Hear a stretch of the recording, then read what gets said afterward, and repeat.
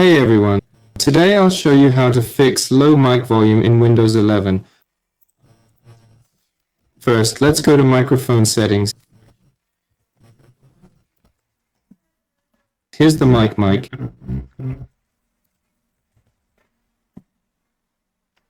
Background. System sound. Here, and here's the microphone. If it's too quiet, try turning this slider up. If that doesn't help, then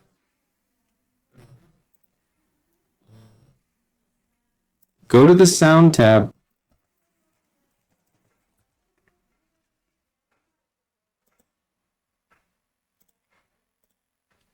Right-click on Sound Settings. Scroll down here. More sound settings, recording. Here's our microphone. Click Properties. Here are the levels. You can increase levels to make it more sensitive and louder. If that doesn't work, try switching to a different format. If that still doesn't help, try updating your mic drivers. You can do this in Start Device Manager. Find audio inputs and outputs. Locate your mic, click Update Drivers, search on PC, pick from list, install, restart PC.